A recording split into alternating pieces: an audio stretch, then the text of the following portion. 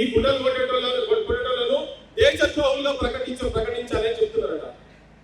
అయ్యా దేశద్రోహులు మేము దేశద్రోహులు కాదు, ఈ దేశాన్ని, దేశ సంపదను, ఈ అడవిని, ఈ చెట్లను, వీటన్నిటి గురించి మీరైతే రక్షణ గురించి చెప్తున్నారో, ఏ సైనికులు బార్డర్లో నిలబడేటువంటి సైనికునికి సీసాల పోసినటువంటి నీళ్ల విలువ ఆయన అడుగుతూనే తెలుస్తుంది.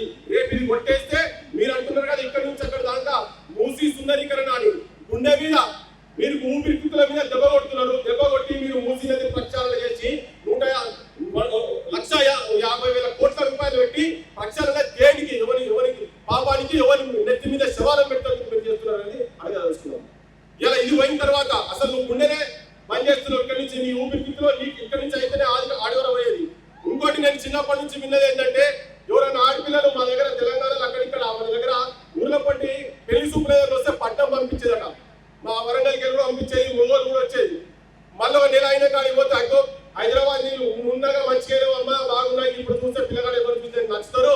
ఎందుకంటే పట్టణం నీళ్లు పడ్డాయి, ఇంటికి పట్టణం నీళ్లు పడ్డాయి.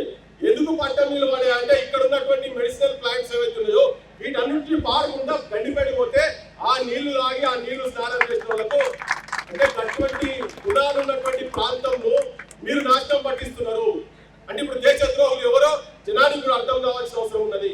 ఒక అద్భుతమైన పోరాటాలు గుండాలు, సుడి గుండాలు అడ్డుకొని వాటిని తట్టుకొని ఈ గుండెను తెలంగాణకు గుండె ఊపిరి వాయువులో ఉన్నటువంటి ఈ గుండెను కాపాడేటువంటి కొట్లాడేటువంటి సత్తా బహుజన బతుకమ్మకు ఇక్కడ నిలబడి మా ఆడబిడ్డలు కొట్టిన సప్పట్లకు ఉన్నదనే శక్తి ఉన్నదని ఇంతకుముందు నేను పాటల ఉన్నది. ఇక్కడ పోగే సప్పట్లు వాళ్ళ గుండెల ఎవరెవరైతే దీన్ని ముంచాలని చూస్తున్నారో వాళ్ళ గుండెల తడబుట్టి దాకా ఆగొద్దు. యావత్ తెలంగాణలో అదే నినాదంగా తీసుకొని పోతున్నటువంటి బహుజన బతుకమ్మ. విమలక్క గారు కావచ్చు, ఈ మధ్య జర్నలిస్ట్ తులసి చంద్ గారు దీని మీద బాగా వాయిస్ తీసుకోబోతున్నారు. జనాన్ని జాగృతపరిచే ప్రయత్నం చేస్తున్నారు.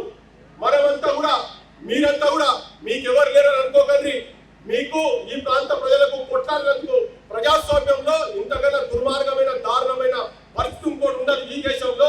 ఎందుకంటే ప్రజాస్వామ్యాన్ని, ప్రజల పక్షాన నిలబడ్డోళ్లను, ప్రజా వాక్కును, ప్రజా ప్రభుత్వం అని చెప్పుకుంటున్నటువంటి ఇయ్యాల ప్రభుత్వంలో కూడా మన వాక్కును వినిపించాలంటే సిగ్గు చెట్టు అనిపిస్తుంది. పాలకులారా జాగ్రత్త, మీరు ఉండి పొంగరాలు కొట్టుకుంటూ మాట్లాడు కాదు. ఈ ప్రాజెక్ట్ ఇక్కడికి పోతే తెలంగాణ ప్రజలకు కూడా నేను విజ్ఞప్తి చేయదలుచుకున్నా, భారతదేశంలో ప్రజలకు కూడా విజ్ఞప్తి చేయదలుచుకున్నాం.